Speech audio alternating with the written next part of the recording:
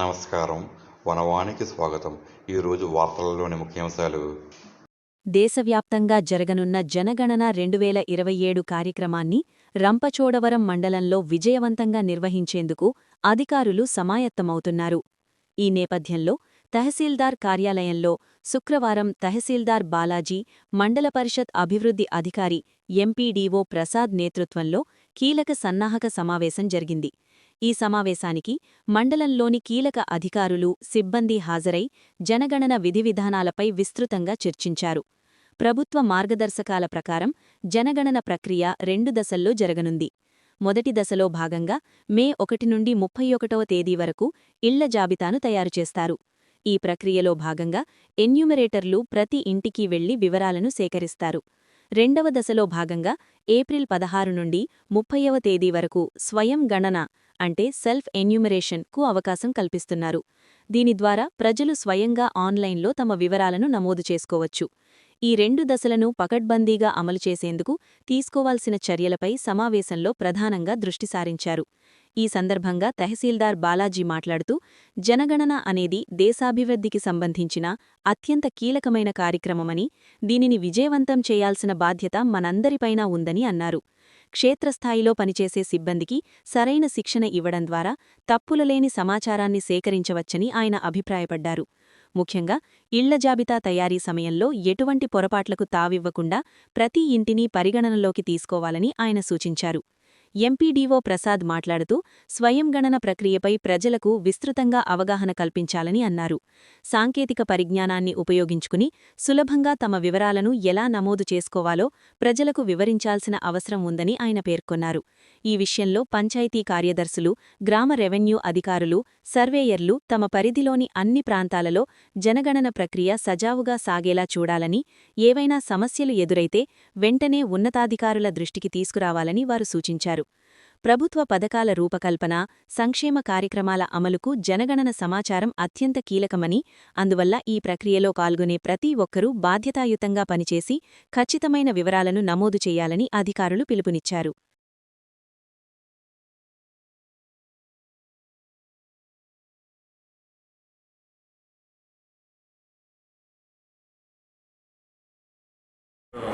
అందరికీ నమస్కారం.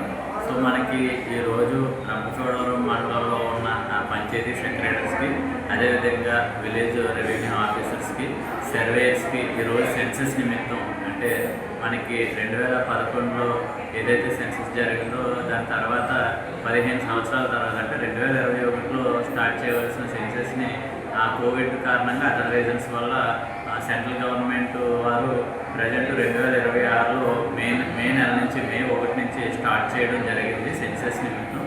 దీనికి సంబంధించి ఈరోజు మండలంలో ఉన్న పంచాయతీ సెక్రటరీలు, ఈఆర్ఓస్కి, సర్వేస్కి ఈ సెన్సస్ ప్రిపరేటరీ మీటింగ్, అంటే ముందుగా వాళ్ళు ఏ పనులు చేయాలి, జనాలకి ఏ విధంగా అవేర్నెస్ ఇవ్వాలి అనేది నిమిత్తం ఎంపీడీఓ గారు, అదేవిధంగా నేను ఈరోజు మీటింగ్ చేపట్టడం జరిగింది.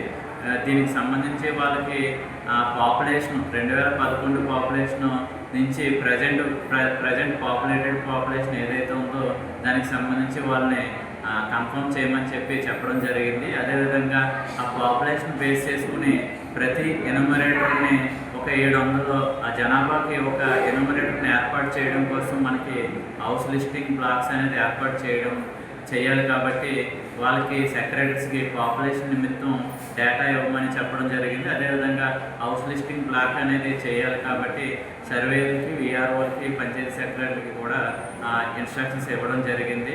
అదేవిధంగా జనాలందరికీ కూడా ఈ జనాభా గణన నిమిత్తం వాళ్ళకి వైడ్ పబ్లిసిటీ, అంటే టౌన్ ద్వారా, అదేవిధంగా మైక్ అనౌన్స్మెంట్ ద్వారా వాళ్ళకి పబ్లిసిటీ అవేర్నెస్ ఇవ్వాలని చెప్పేసి సెక్రటరీలందరికీ కూడా ఇన్స్ట్రక్షన్ ఇవ్వడం జరిగింది. ముఖ్యంగా మనకి ఈ పాపులేషన్ అనేది, సెన్సస్ అనేది 2 ఫేజుల్లో 2 విడతల్లో సెంట్రల్ గవర్నమెంట్ చేపట్టడం జరిగింది.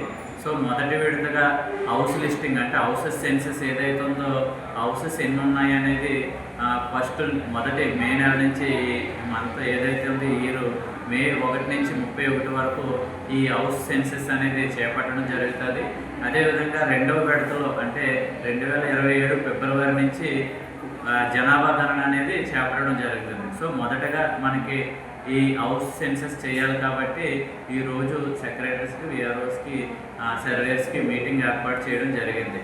అదేవిధంగా సెల్ఫ్ ఎన్యూమరేషన్ అంటే స్వతహాగా ఎవరికి వాళ్ళు సెల్ఫ్ ఎన్యూమరేషన్ హౌసింగ్ సంబంధించి సెల్ఫ్ ఎన్యూమరేషన్ చేసుకునే నిమిత్తం కూడా గవర్నమెంట్ వారు ఒక యాప్ ప్రొవైడ్ చేసి మనకి ఏప్రిల్ 16 నుంచి ఏప్రిల్ 30 వరకు కూడా 15 రోజులు అనేది వాళ్ళు స్వతహాగా వాళ్ళ డేటా వాళ్ళే ఫిల్ చేసుకునేలాగా మన గవర్నమెంట్ యాప్ ఇవ్వడం జరుగుతుంది. సో ఏప్రిల్ 16 నుంచి 30 వరకు కూడా మనకి స్వతహాగా చేసుకునేందుకు అవకాశం ఉంది. సో ప్రజలందరూ కూడా ఈ సెన్సస్ నిమిత్తం ఆ అవగాహన తెలుసుకుని ఏప్రిల్ 16 నుంచి ఏదైతే మనకు హౌసింగ్ గణన ఉందో హౌసింగ్ గణనకు సంబంధించి ఎవరికి వాళ్ళు డేటా ఫిల్ చేసుకునే అవకాశం యాప్ ఇవ్వడం జరిగింది. కాబట్టి ప్రజలందరూ కూడా దీన్ని ఉపయోగించుకుంటారని చెప్పేసి ఈరోజు మొత్తం సెక్రటరీస్కి విఆర్ఓస్కి మండలంలో ఉన్న అందరికీ కూడా మీటింగ్ పెట్టి వాళ్ళకి సెన్సిటైజ్ చేయండి అని చెప్పేసి ఈరోజు మీటింగ్ ఏర్పాటు చేయడం జరిగింది.